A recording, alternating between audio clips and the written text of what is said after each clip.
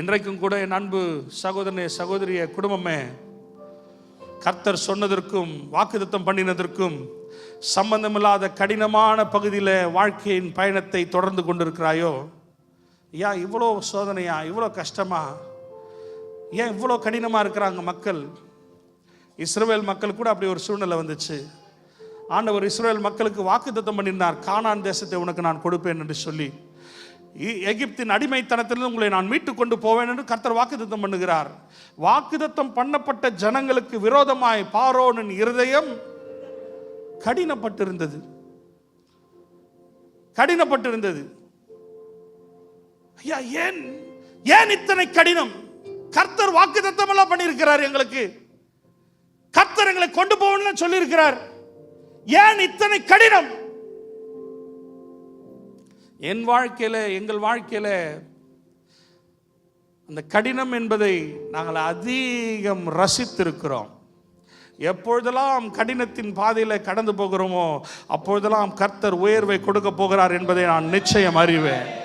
பல மனிதர்கள் கடினப்படும் பொழுது, பல சூழ்நிலைகள் கடினப்படும் பொழுது, பல காரியங்கள் கடினப்படும் பொழுது கர்த்தர் அதிலிருந்து ஒரு உயர்வை கொடுக்க போகிறார் என்பதை நான் நிச்சயம் அறிவேன். இதுவரைக்கும் நான் கடந்து வந்த பாதையில எத்தனை சாட்சிகள் இருக்கிறது. பார்வோனின் இருதயம் கடினப்பட்டது. ஒரு வழியாக அவர்களை அனுப்பிவிடுகிறான். திடீரென்று இருதயம் மீண்டும் கடினப்பட்டது நிமித்தமாய் அவர்களை தொடர்ந்து வந்து கொண்டிருக்கிறான். மீண்டும் அவர்களை என்ன செய்வதற்காக? இஸ்ரவேல் ஜனங்களை அடிமையாக்குவதற்காக.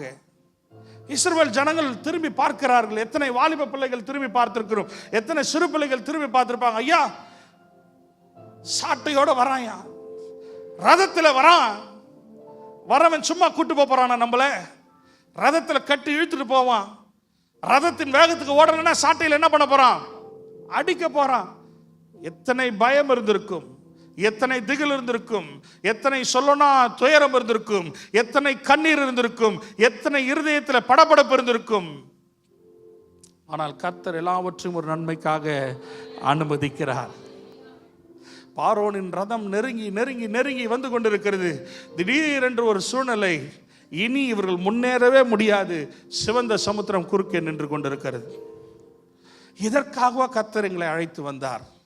இந்த சிவந்த சமுத்திரத்தின் வாயில நின்று மீண்டும் அடிமைகளாய் திரும்பி போவதற்கா அல்லது இங்கே மடிந்து போவதற்கா? எதற்காக கர்த்தர் கொண்டு வந்தார்? வாக்கு கொடுத்த கானான் தேசம் எங்கே? வாக்கு கொடுத்த என் பிள்ளை எங்கே? வாக்கு கொடுத்த என் வீடு எங்கே? என் வியாபாரம் எங்கே? என் சுகம் எங்கே? என் பலன் எங்கே? இங்கே மடிவதற்காக கர்த்தரனை கொண்டு வந்தார் என்று கேள்வி கேட்கிற என் அன்பு தேவ ஜனமே, உனக்காக தான் நான் பிரசங்கித்துக் கொண்டிருக்கிறேன். சிவந்த சமுத்திரம் வந்ததும், பார்வோன் அவர்களை துரத்தி வந்ததும் நன்மைக்காகவே. கர்த்தர் என்ன செய்தார்? சிவந்த சமுத்திரத்தை இரண்டாய் பிளந்தார். இரண்டு புறத்திலும் தண்ணீர்கள் மதுளை போல நின்றதாம். தேவ ஜனம் வெட்டாந்தரையில் நடக்கிறதே போல நடந்தார்களாம். இவர்களை தொடர்ந்து பார்வோன் அவர்களை அடிமைப்படுத்தும்படி அதே வெட்டாந்தரைக்குள்ளே வந்தானாம். திடீரென்று இஸ்ரவேல் ஜனம் எல்லாம் கரையேறின பிறகு சிவந்த சமுத்திரம் மீண்டும் மூடிக்கொண்டதாம். இப்பொழுது நடந்தது என்னையா? திரும்பி பார்க்கறான், துரத்தி வரத்துக்கு ஆளே இல்லை, மிரட்டுறதுக்கு ஆளே இல்லை, இனி சிறைபிடிப்பதற்கு ரதங்கள் இல்லை, இனி உன்னை வேதனைப்படுத்துவதற்கு சாட்டைகள் இல்லை. என் அன்பு சகோதரனே சகோதரியே, சில வேளையில் சிலருடைய இருதயங்களை கர்த்தர் கடினப்படுத்துகிறாரா? இனி அவர்களை நீ காணாதிருக்கும்படி அப்படி செய்கிறார். சில கடினமான பாதையில் உன்னை கொண்டு போகிறாரா? இனி நீ கண்ட எகிப்தினை இனிமேல் நீ காணாதிருக்கும்படி அவைகளை அனுமதிக்கிறார். இதுக்கு மேல என்னையா சோதனை வேணும்? எல்லா சோதனையும் வந்து இப்போ கடைசியில் இந்த சோதனையில் சாக போகிறதுக்காக கர்த்தரனை கொண்டு வந்தார் என்று கேட்கிற உனக்காக தான் நான் பிரசங்கித்துக் கொண்டிருக்கிறேன். இந்த வியாதியில் மடிந்து போவதற்காகவா? இந்த கடன் பிரச்சனையில் நசுங்கி போவதற்காகவா?